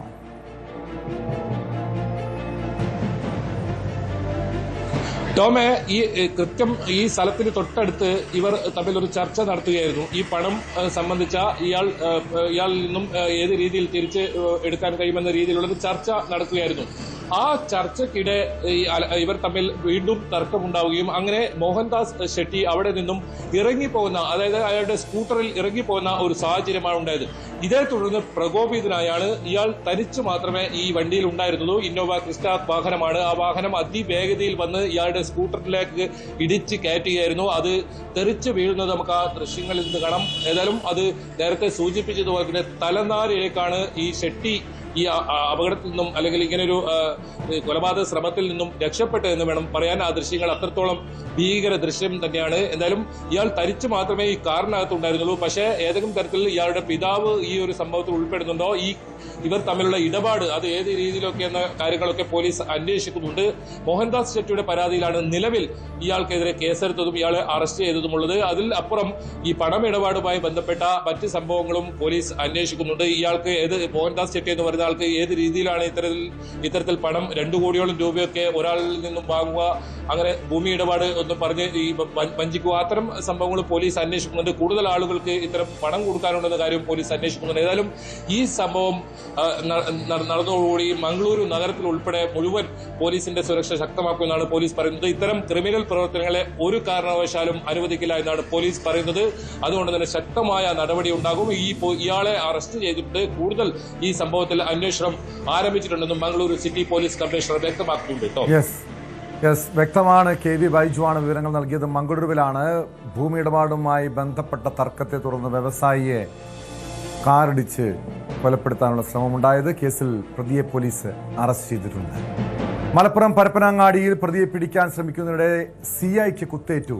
CI സ്റ്റെപ്റ്റോ ജോണിനാണ് ഇടത് കൈക്ക് ഗുരുതരമായി പരിക്കേറ്റത്. ഇദ്ദേഹം കോട്ടക്കൽ സ്വകാര്യ ആശുപത്രിയിൽ ചികിത്സയിലാണ്. പരപ്പനങ്ങാടി കുപ്പിവളവിൽ നാട്ടുകാർക്ക് ബുദ്ധിമുട്ടുണ്ടാക്കിയ ആളെ അനുനയിപ്പിക്കാൻ ശ്രമിക്കുമ്പോഴാണ് പോലീസിന് നേരെയുള്ള ആക്രമണം. CB അനുമോദ് ചേരുന്നു വിവരങ്ങളുമായി. അനുമോദ്, ഇതെപ്പോഴായിരുന്നു സംഭവം? ഈ പരിക്കേറ്റ CIയുടെ നില ഇപ്പോൾ എങ്ങനെയാണ്? പ്രതിയെ പിടികൂടാൻ കഴിഞ്ഞിട്ടുണ്ടോ? ഇന്നലെ രാത്രിയാണ് ഈ കേസിന് ആസ്പദമായ സംഭവം നടന്നത്.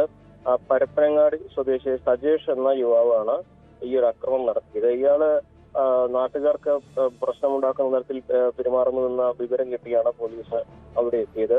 ബലപ്രയോഗത്തിലൂടെ ഇയാളെ കസ്റ്റഡിയിൽ എടുക്കാൻ ശ്രമിച്ചപ്പോൾ അവിടെ ഉണ്ടായിരുന്ന ഒരു കുപ്പി പൊട്ടിച്ച് ഇയാൾ പോലീസിനെ ആക്രമിക്കുകയായിരുന്നു. CI സ്റ്റെപ്റ്റോ ജോണിനാണ് ഗുരുതരമായി പരിക്കേറ്റത്. ഇദ്ദേഹത്തിന്റെ ഇടത് കൈക്കാണ് ആഴത്തിൽ മുറിവേറ്റത്. അദ്ദേഹം നിലവിൽ കോട്ടക്കൽ സ്വകാര്യ ആശുപത്രി ചികിത്സയിലാണ്. ഈ ആക്രമണം നടത്തിയ വ്യക്തി, സജീഷ് എന്ന വ്യക്തി, അതിനുശേഷം ഓടി രക്ഷപ്പെടുകയായിരുന്നു. ഇയാൾക്കും പരിക്കേറ്റിട്ടുണ്ട്. അപ്പോൾ ഇയാളെ കണ്ടെത്താൻ ഉള്ള ശ്രമങ്ങളും നടക്കുന്നുണ്ട്. ആശുപത്രി കേന്ദ്രീകരിച്ചൊക്കെ പോലീസിന് അന്വേഷണം നടത്തുന്നുണ്ട്. ഇയാൾ മാനസിക വൈകല്യമുള്ള അല്ലെങ്കിൽ മാനസിക പ്രശ്നമുള്ള ഒരു വ്യക്തിയാണെന്ന സൂചനയും പോലീസിന്റെ ഭാഗത്തുനിന്ന് ലഭിക്കുന്നുണ്ട്.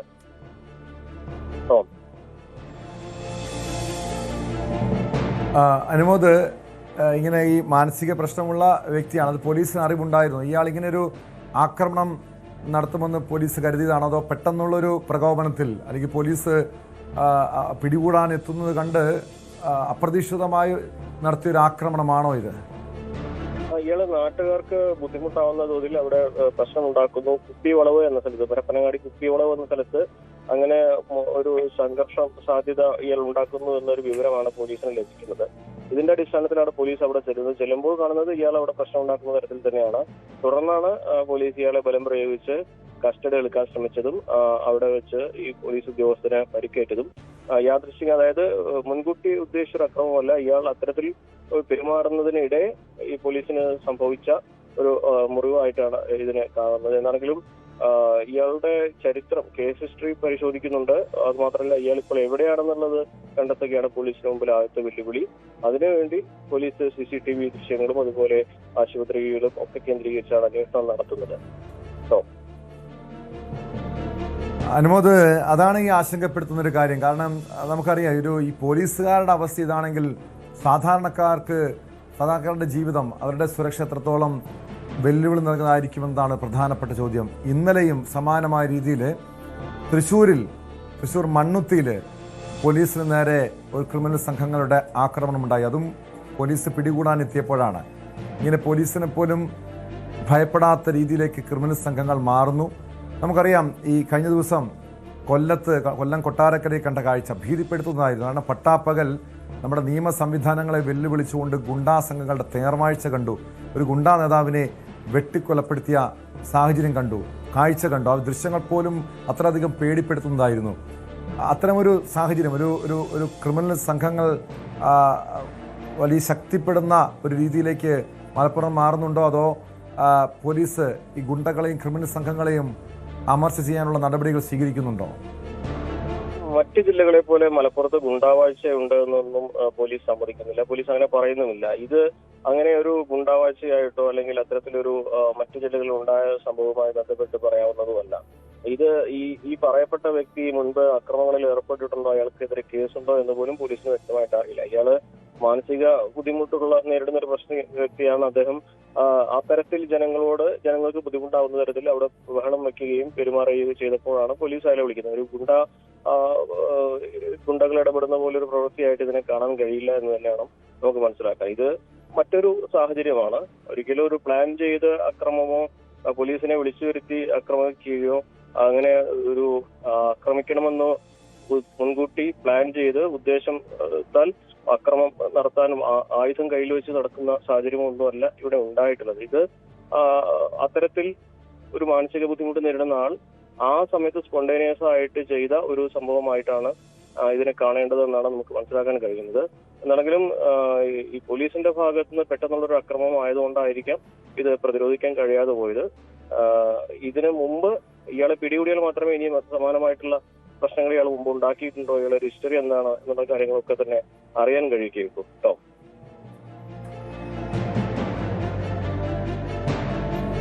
വ്യക്തമാണ്. CV അനുമോദാണ് വിവരങ്ങൾ നൽകിയത്.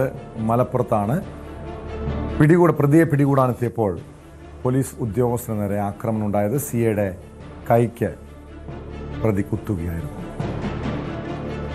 മറ്റൊരു വാർത്തയിലേക്കാണ് സ്പോട്ട് ലൈവിന് പോകുന്നത്. പത്തനംതിട്ട ജില്ലാ പഞ്ചായത്ത് അംഗം ശ്രീനാദേവി കുഞ്ഞുമ്മയുടെ പേര് വോട്ടർ പട്ടികയിൽ നിന്ന് നീക്കി. വ്യാജരേഖ ഉണ്ടാക്കിയാണ് റേഷൻ കാർഡിൽ പേര് ചേർത്തതെന്ന് ആരോപിച്ചാണ്. പരാതിയെ തുടർന്നാണ് നടപടി. അടൂർ RDO യാണ് നടപടി സ്വീകരിച്ചിരിക്കുന്നത്. ശശിനാരായണൻ ചേരുന്നുണ്ട് വിവരങ്ങളുമായി പത്തനംതിട്ടയിൽ നിന്ന്. ശശിനാരായണൻ, നമുക്കറിയാം ഇതൊരു രാഷ്ട്രീയ പകപോക്കലിൻ്റെ ഭാഗമായിട്ടാണ് ശ്രീനാദേവി കുഞ്ഞമ്മയ്ക്കെതിരെയുള്ള നടപടി, ആ പരാതി എന്ന് പോലും. കാരണം ശ്രീനാദേവി കുഞ്ഞമ്മ ഇതുമായി ബന്ധപ്പെട്ട് കൃത്യമായ വിശദീകരണം നൽകിയതാണ്. അവർക്ക് കൂടി അവകാശപ്പെട്ട വീട് അവിടെ അവർക്ക് നേരത്തെ, അതായത് CPIയുടെ പ്രതിനിധിയായി മുൻപ് ജില്ലാ പഞ്ചായത്തിൽ മത്സരിച്ചപ്പോൾ സമാനമായ റേഷൻ കാർഡിലെ വ്യക്തിവിവരങ്ങൾ തന്നെയായിരുന്നു രേഖപ്പെടുത്തിയിരുന്നത്. പക്ഷെ പിന്നീട് അവർ പാർട്ടി മാറി കോൺഗ്രസിലെത്തി ശ്രീനാദേവി പഞ്ചായത്ത് അംഗമായി തിരഞ്ഞെടുക്കപ്പെടുന്നു. അതിനുശേഷം ഒരു പുതിയ പരാതി വരുന്നു. അവർ വിശദീകരണം നൽകിയിട്ടും നടപടിയുമായി RDO മുന്നോട്ട് പോകുന്നു. ഈ ശ്രീനാദേവി കുഞ്ഞമ്മയിൽ നിന്നും വിശദീകരണം തേടിയ ശേഷമാണോ അത്തരമൊരു നടപടി ഉണ്ടായിരിക്കുന്നത്? ഇപ്പോൾ വോട്ടർ പട്ടികയിൽ നിന്ന് നീക്കാനുള്ള നടപടി സ്വീകരിച്ചിരിക്കുന്നത്? ടോം, ഈ റേഷൻ കാർഡിൽ പേര് ചേർത്തത് വ്യാജമാണെന്ന് കണ്ടെത്തിയതുകൊണ്ട് തന്നെ റേഷൻ കാർഡിന്റെ റദ്ദാക്കിയിരുന്നു.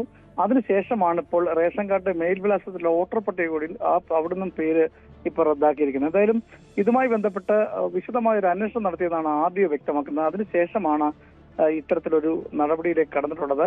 അതേസമയം ഇതിനകത്ത് രാഷ്ട്രീയപരമായൊരു കാര്യം, CPIയുടെ ആളായിരുന്നു. CPIയിൽ നിന്നും വന്ന ആ വ്യക്തിയാണ് ശ്രീനാദേവി കുഞ്ഞമ്മ. പിന്നീട് കോൺഗ്രസിലെത്തുന്നു. അത്തരത്തിലൊരു രാഷ്ട്രീയപരമായ ഒരു നീക്കമാണ് ഇതിന് പിന്നിലെന്നാണ് ശ്രീനാദേവി കുഞ്ഞമ്മ കഴിഞ്ഞ ദിവസം ഒരു വാർത്താ സമ്മേളനത്തിൽ വ്യക്തമാക്കിയിരുന്നു. പക്ഷേ തുവേർ സ്വദേശികളായ ശ്രീനാദേവി കുഞ്ഞമ്മയുടെ ബന്ധുക്കളായ ചില രണ്ടുപേരാണ് ഇത് സംബന്ധിച്ച് പരാതിയുമായി രംഗത്ത് വരുന്നത്.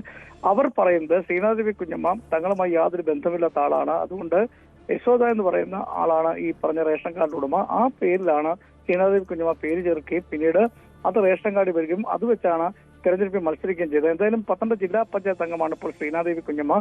ആ മേൽവിലാസമാണ് ഇപ്പോൾ ഇല്ലാതായിരിക്കുന്നത്. റേഷൻ കാർഡ് വ്യാജമായി ഉണ്ടാക്കി എന്നുള്ള കാര്യം കൃത്യമായി അതിന് തെളിവുകളെല്ലാം ഈ പരാതിക്കാർ വ്യക്തമാക്കിയിരിക്കുന്നു. ശ്രീനാദേവി കുഞ്ഞമ്മയെ ഞങ്ങൾക്കറിയില്ല, അത് ഞങ്ങളുമായി യാതൊരു ബന്ധമില്ലാത്ത ആളാണ്. ഞങ്ങളുടെ ഒരു ചടങ്ങിൽ പോലും, വീടുമായി ബന്ധപ്പെട്ട ഒരു കുടുംബമായി ബന്ധപ്പെട്ട ഒരു ചടങ്ങിൽ പോലും ഒരു കാര്യങ്ങളിൽ ബന്ധപ്പെടാത്ത ആളാണ് ശ്രീനാദേവി കുഞ്ഞമ്മ എന്നാണ് ഈ പരാതിക്കാർ വ്യക്തമാക്കുന്നത്. ശ്രീനാദേവി കുഞ്ഞമ്മ ഇതെല്ലാം കൃത്യമായി നിലപാട് വ്യക്തമായിട്ട് അതൊരു പച്ചക്കള്ളമാണെന്ന് വ്യക്തമല്ല. കാരണം ഈ കുടുംബവുമായി, ഈ പരാതിക്കാരുമായി ശ്രീനാദേവി കുഞ്ഞമ്മയ്ക്ക് അടുത്ത ബന്ധമുണ്ട്, കുടുംബ ബന്ധമുണ്ട് എന്ന കാര്യത്തിൽ യാതൊരു സംശയമില്ല. അത് വ്യക്തമായ കാര്യമാണ്. പക്ഷെ ഇവർ തമ്മിൽ വലിയ അടുപ്പമില്ലായിരുന്നു, അതായത് മാനസികമായ അടുപ്പമില്ലായിരുന്നു. മാത്രമല്ല ശ്രീനാദേവി കുഞ്ഞമ്മ ആരോപിച്ച കാര്യവും ഈ പരാതിക്കാർ ഇവരുടെ കുടുംബം നോക്കിയിരുന്നില്ല. കൃത്യമായ ഈ തെരഞ്ഞെടുപ്പിന് ശേഷമാണ്, തെരഞ്ഞെടുപ്പ് വിജയത്തിന് ശേഷമാണ് ഇത്തരമൊരു പരാതിയുമായി വന്നത്. മാത്രമല്ല ഈ പരാതിക്കാരൻ നേരത്തെ ഈ തെരഞ്ഞെടുപ്പ് വിജയിച്ച ശേഷം ശ്രീനാദേവി കുഞ്ഞമ്മയ്ക്ക് അഭിനന്ദനം അറിയിച്ചുകൊണ്ടുള്ള മെസ്സേജുകൾ, സന്ദേശങ്ങളടക്കം അവർ പുറത്തുവിടുകയും ചെയ്തതാണ്.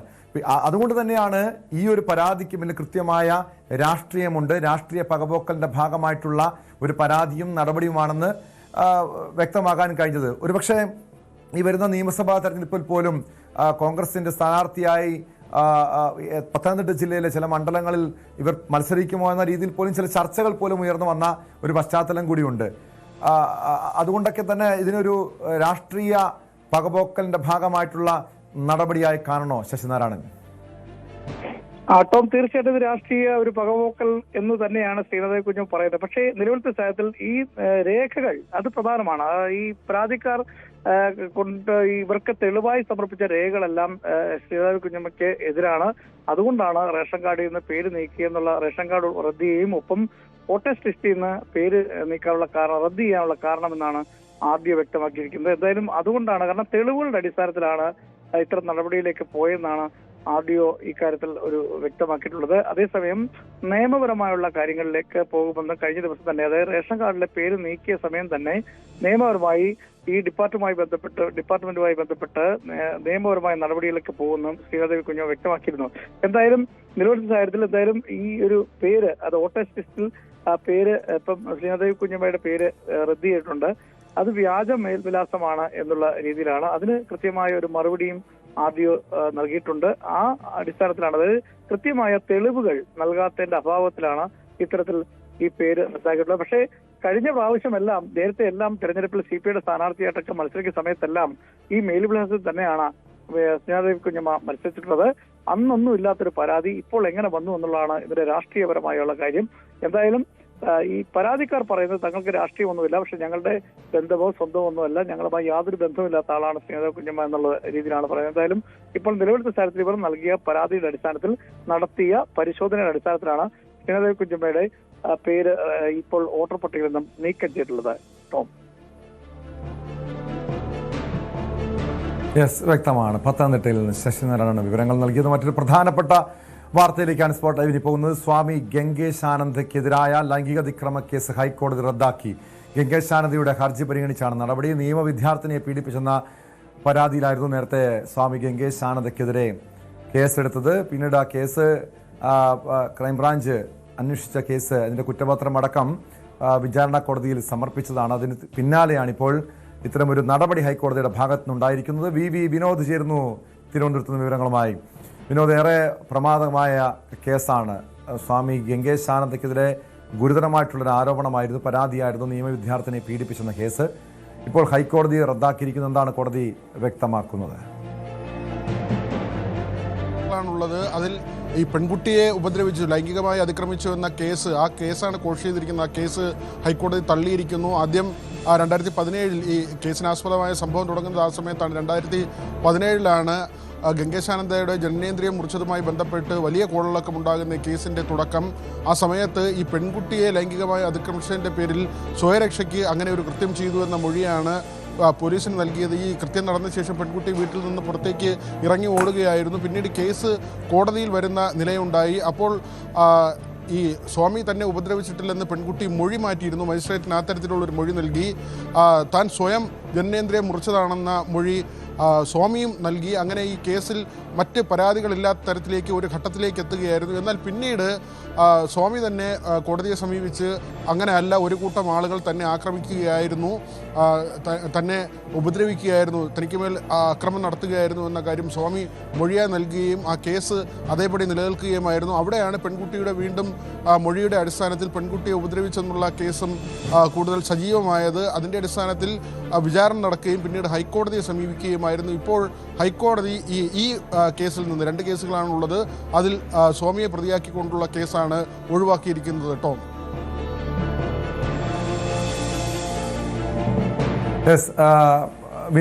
വിനോദിലേക്ക് എത്താം. ഇപ്പോൾ സ്വാമി ഗംഗേശാനന്ദ സ്പോട്ട് ലൈവ് ചേരുന്നുണ്ട് തത്സമയം. സ്വാമി ഗംഗേശാനന്ദ 2017 മെയ് മാസത്തിൽ നടന്ന ഒരു സംഭവമാണ്, രജിസ്റ്റർ ചെയ്ത കേസാണ്. ഏകദേശം 9 വർഷത്തോളം നീണ്ട നിയമ പോരാട്ടം. ഏറ്റവും ഒടുവിൽ അങ്ങേക്കെതിരായിട്ടുള്ള ഈ കേസ് ഹൈക്കോടതി റദ്ദാക്കിയിട്ടുണ്ട്. എന്താണ് പ്രതികരിക്കാനുള്ളത്? എനിക്ക് ആദ്യമായിട്ട് പറയാനുള്ളത്, എന്റെ ഗുരുക്കന്മാരുടെയും എന്നെ സ്നേഹിക്കുന്ന ഒത്തിരി വ്യക്തികളുടെയും അനുഗ്രഹം കൊണ്ടാണ് ഈ കേസ് ഒഴിവായതെന്ന് ഞാൻ പറയാൻ ആഗ്രഹിക്കുകയാണ്. കാരണം ഇത് വളരെ ഉയർന്ന തലത്തിലുള്ള ഒരു ഗൂഢാലോചനയുടെ ഫലമായിട്ട് ഞാൻ നേരിടേണ്ടി വന്ന ഒരു ദുര്യോഗമായിരുന്നു. പക്ഷെ ഞാൻ ഒരു കാരണവശാലും ആരെയും പ്രത്യേകം ഇത് കേസ് തള്ളാൻ വേണ്ടിയോ സ്വാധീനിക്കാൻ വേണ്ടിയോ ശ്രമിക്കുകയോ ചെയ്തിട്ടില്ല. ഗുരുക്കന്മാരുടെ അനുഗ്രഹം കൊണ്ട് വളരെ പ്രഗത്ഭനായ എസ് രാജീവ് എന്ന് പറയുന്ന എറണാകുളം ഹൈക്കോടതി പ്രാക്ടീസ് ചെയ്യുന്ന ആ അഭിഭാഷകന്റെ വളരെ നല്ല ശ്രമം കൂടിയാണ് ഇത് നടന്നിട്ടുള്ളത്. ഇപ്പോൾ ഏതാണ്ട് 10 മിനിറ്റ് ആയിട്ടുള്ളൂ, 10-15 മിനിറ്റ് ആയിട്ടുള്ള വിധി വന്നിട്ട്.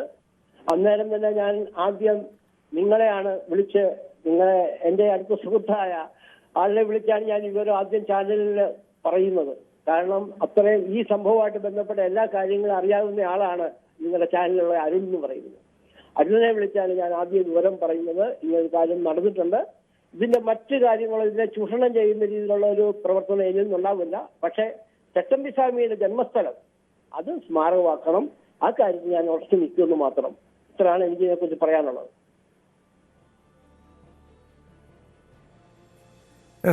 ഇതിനകത്ത് സ്വാമി തന്നെ തുടക്കത്തിൽ സ്വാമി തന്നെ കോടതിയിൽ നൽകിയ മൊഴിയായിരുന്നു, കോടതി വ്യക്തമാക്കിയ കാര്യമായിരുന്നു. അതായത് താൻ അങ്ങ് സ്വമേധയാ ഈ രീതിയിൽ ലിംഗം മുറിച്ചതാണ്, പിന്നീട് നിലപാട് മാറ്റുന്നു, ഉറങ്ങിക്കിടന്ന് തന്നെ ഒരു കൂട്ടം ആൾക്കാർ ആക്രമിച്ച് ലിംഗഛേദം നടത്തിയതാണ് പിന്നീട് സ്വാമി തന്നെ മൊഴി മാറ്റിയത്. യഥാർത്ഥത്തിൽ എന്തായിരുന്നു അന്ന് സംഭവിച്ചത് എന്ന് പറഞ്ഞാല് എന്നെ ഇതൊരു ശരിയായ രീതിയിൽ ഞാൻ കൃത്യമായ രീതിയിലാണ് എല്ലാ മൊഴിയും കൊടുത്തിട്ടുള്ളത്. എന്നെ വളരെ അത്യന്യാസ നിലയിലാണ് എന്നെ ആശുപത്രിയിൽ കൊണ്ടുവരുന്നത്. പോലീസ് വന്ന് കാണുന്ന സ്ഥലത്ത് തന്നെ രക്തം ഇങ്ങനെ പണം കെട്ടി നിൽക്കുകയായിരുന്നു. അങ്ങനെ വളരെ അവശത എന്നെ കൊണ്ടുവന്ന് ചെന്ന് കഴിഞ്ഞപ്പോഴത്തേനും ഈ ഡോക്ടർമാർ ചോദിക്കുകയാണ് ഇതെങ്ങനെയാ സംഭവിച്ചത്. ഞാൻ പറഞ്ഞു എനിക്കറിയില്ല എങ്ങനെയാ സംഭവിച്ചതെന്ന്.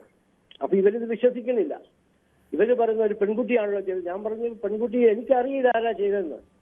ഇതൊന്നും പറഞ്ഞിട്ട് ഇവര് കേൾക്കാത്ത കാരണം അസഹ്യമായ വേദന 80% മുറിഞ്ഞെന്നാണ് ഡോക്ടർ തന്നെ പറഞ്ഞിരുന്നത്. അസഹ്യമായ വേദനയാണ്. ഞാൻ സ്ട്രെച്ചറിൽ പോലും കയറാതെ ഈ രക്തം ഒലിപ്പിച്ചുകൊണ്ട് നടന്നാണ് ആശുപത്രിയിലൂടെ കാഷ്വാലിറ്റി ചെന്ന് കിടക്കുന്നത്. ഇവരൊന്നും ചെയ്യുന്നില്ല, ദുഷ്ടന്മാര് പോലീസുകാർ. അവസാനം ഞാൻ പറഞ്ഞത് എന്തെങ്കിലും ഇവർക്ക് ചെയ്യണ്ടേ, വേദന എടുക്കല്ലേ എനിക്ക്. അപ്പൊ പറഞ്ഞു ഞാൻ സ്വയം ചെയ്താന്ന് പറഞ്ഞു. അങ്ങനെ ഉന്മാദാവസ്ഥ ഞാൻ ചെയ്തെന്ന് അങ്ങനെ രക്ഷപ്പെടാൻ വേണ്ടി പറഞ്ഞാണ്. അത് കഴിഞ്ഞ് അതിന്റെ കാര്യങ്ങൾ എന്നെ ചോദ്യം ചെയ്ത പ്രശാന്ത് കാണി എന്ന് പറയുന്ന SP ആണ് ലാസ്റ്റ് എന്നെ മൊഴിയെടുത്തത്. മൊഴിയെടുക്കല്ല, ചോദ്യം ചെയ്തത്. അത് ഞാൻ പറഞ്ഞു നിങ്ങൾ ഒരു 15 പേര് അന്ന് എന്നെ മൊഴിയെടുത്ത് ചുറ്റും നിന്നിട്ട് 3 SP-മാരും എല്ലാം കൂടി. ഞാൻ പറഞ്ഞു നിങ്ങളെല്ലാം കൂടി എന്നെ ഒരു കട്ടിലേക്ക് കിടന്നിട്ട് എനിക്കിപ്പോ ഇത്രയും പ്രായമായി അവശത ആയുധം കൊണ്ട് എന്നെ ആക്രമിക്കും. ഇങ്ങനൊരു മുറിവിനകത്ത് നിങ്ങൾക്ക് ആക്രമിക്കാനും മുറിയാനും പറ്റും, പക്ഷെ പെട്ടെന്ന് നടക്കില്ല. നിങ്ങൾ തന്നെ പറയുന്നത് അവിടെ വേറെ ആരും വന്നതായിട്ട് കാണുന്നില്ല എന്ന് വേറെ ആരും പറയുന്നുണ്ട്. അങ്ങനെ ഞാൻ അറിഞ്ഞാണെങ്കിൽ നിങ്ങൾ പറയാറുണ്ട് ഞാൻ കളരി അഭ്യാസിയാണ്, എനിക്ക് അഭ്യാസമൊക്കെ എന്റെ ഗുരുക്കന്മാർ പഠിപ്പിക്കുന്ന അഭ്യാസമൊക്കെ എനിക്ക് ഇപ്പോഴും അറിയാം. പക്ഷെ അങ്ങനെ പെട്ടെന്നൊരാള് ഇത് മുറിക്കാൻ പറ്റുന്ന സ്ഥലമല്ലത്. എനിക്ക് ബോധമുണ്ടെങ്കിൽ, അപ്പൊ ബോധമില്ലാതാക്കിയിട്ടാണ് ചെയ്തതാണ് യഥാർത്ഥത്തിലുള്ള സത്യം.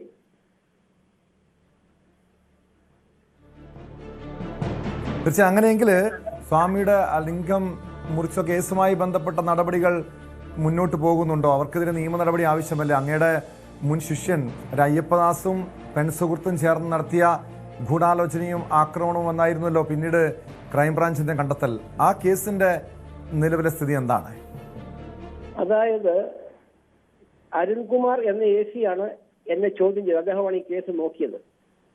അരുൺകുമാർ എന്നെ 12ാമത്തെ ദിവസം ഇങ്ങനെ മുറിഞ്ഞ അവശയായിരിക്കും എന്നെ കൊണ്ടുപോയി പേറ്റ സ്റ്റേഷനിൽ കൊണ്ടുപോയാണ് ചോദ്യം ചെയ്തത്. അവരൊക്കെ വളരെ മര്യാദയ്ക്കാ പെരുമാറുന്നതെങ്കിലും അസഹ്യമായ വേദന ഉണ്ട്. അപ്പോഴും ഈ മുറിവൊന്നും ആയിട്ടില്ല. അങ്ങനെ ചോദ്യം ചെയ്തപ്പം അവസാനം ഈ അരുൺകുമാർ എന്നോട് പറഞ്ഞു പെൺകുട്ടിക്കെതിരെയും അയ്യപ്പദാസിനെതിരെയും സ്വാമിക്ക് കേസ് കൊടുക്കാമെന്ന് പറഞ്ഞു. അന്നേരം ഞാൻ പറഞ്ഞ മറുപടി എന്റെ മൊഴി നോക്കി അറിയാം. അന്നേരം ഞാൻ പറഞ്ഞു ഈ പെൺകുട്ടിക്കെതിരെ എനിക്ക് കേസില്ല, അയ്യപ്പദാസിനെതിരെയും സന്ധ്യക്കെതിരെയും ഞാൻ പറഞ്ഞ മൊഴിയാണ് ഞാൻ പറയുന്നത്. സന്ധ്യക്കെതിരെ അയ്യപ്പദാസിനെതിരെയും വേറെ പലർക്കെതിരെ എനിക്ക് കേസൊക്കെ ഉണ്ട്. അത് ഞങ്ങളുടെ ഒരു കോടതിയുണ്ട് മോളിൽ, അവിടെ കൊടുക്കുകയുള്ളൂ. അങ്ങനെ തന്നെ ഇതുവരെ ചെയ്തിട്ടുള്ളൂ. ഞാൻ ആർക്കെതിരെയും കേസ് കൊടുത്തിട്ടില്ല. ഞാൻ ഒരു ചാനലും വന്നിരുന്നിട്ട് സത്യം പറഞ്ഞെന്നുള്ളതല്ലാതെ ആരെയും അങ്ങനെ അക്യൂസ് ചെയ്ത് പറയുകയൊന്നും ചെയ്തിട്ടില്ല.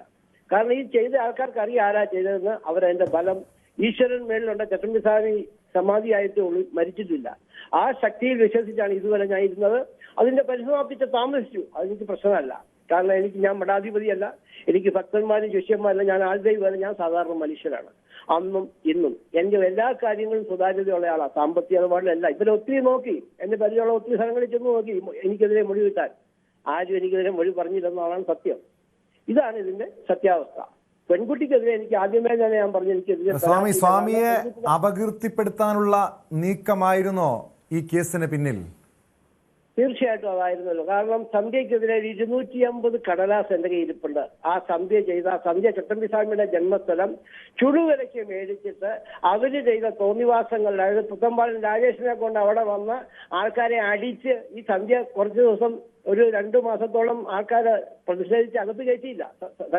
അവിടെ സന്ധ്യ എന്ന് സ്പെഷ്യൽ ബ്രാഞ്ച് ഐ ജി ആണെന്ന് ആലോചിക്കണം, അകത്ത് കയറ്റില്ല. അങ്ങനെ ഈ പുത്തമ്പാലൻ രാജേഷും 55 ഗുണ്ടകളും വന്ന് അടിച്ചാണ് സന്ധ്യയെ അകത്ത് കയറ്റുന്നത്, ആൾക്കാരെ ഓടിച്ചിട്ട്.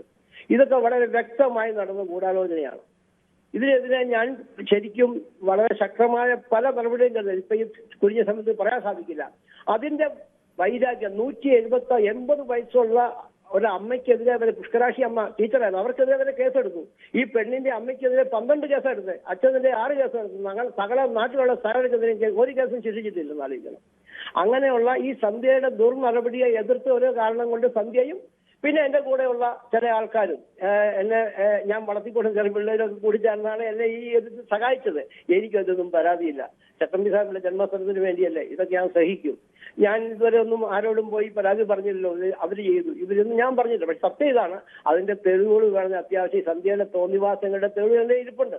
അത് പുറത്തു ഞാൻ തയ്യാറാണ്. പക്ഷേ അവരെ ദ്രോഹിക്കാൻ ഞാൻ ഒരു പ്രാവശ്യം മാത്രം എന്റെ അമ്മ സന്ധ്യ ബെഹ്റയ്ക്ക് ശേഷം DGP എന്ന് പറഞ്ഞ് എന്റെ അമ്മ ഉറക്കില്ലാതായപ്പോൾ മാത്രം ഞാൻ ചില കടലാസ് മുഖ്യമന്ത്രിക്ക് എത്താൻ വേണ്ടി ചിലർ പറഞ്ഞിട്ട് അയച്ചു കൊടുത്തിട്ടുണ്ട് എന്നുള്ളതല്ലാതെ ഞാൻ സന്ധ്യക്കെതിരെയും യാതൊരു കാര്യവും ചെയ്തിട്ടില്ല.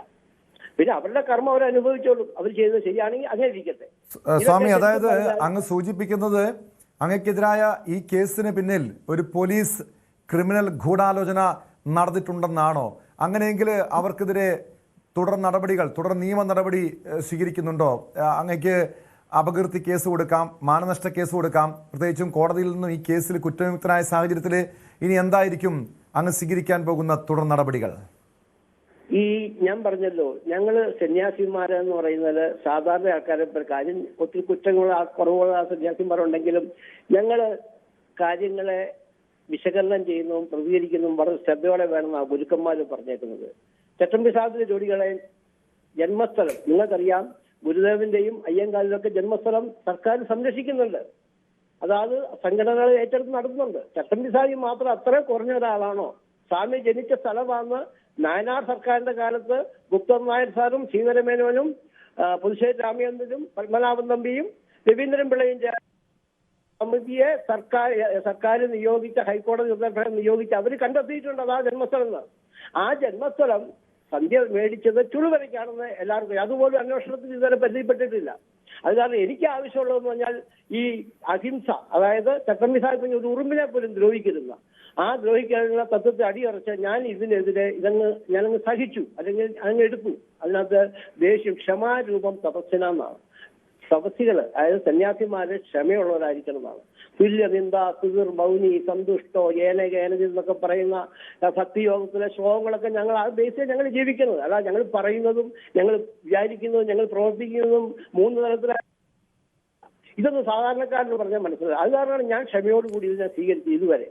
ഇനിയും എന്റെ ശ്രമം ചട്ടമ്പിസ്വാമിയുടെ ജന്മസ്ഥലം അത് സ്മാരകമാക്കണം. അത് സന്ധ്യയൊക്കെ കൈവശം വെച്ചേക്കുന്നതാണ്. അത് സ്മാരകമാക്കണം. അത് ഇപ്പുറത്തെ സ്ഥലം മേടിച്ച് അവിടെ കെട്ടിടവും മുൻകൈയെടുത്തെല്ലാം ചെയ്തു വെച്ചിരിക്കുന്നത്. അത് സംഗീത് കുമാറാണ്. അതിൽ ഞാൻ ലാസ്റ്റ് അദ്ദേഹത്തെ ഏൽപ്പിച്ചെന്നു മാത്രം. അതിൽ എല്ലാ കാര്യങ്ങളും ചെയ്തത് ഞാനാണ്. അപ്പൊ സ്വാമിയുടെ ജന്മസ്ഥലം അപ്പൊ ചില ആൾക്കാർ വ്യക്തമാണ്. വളരെയധികം നന്ദി സ്വാമി ഗംഗേശാനന്ദ.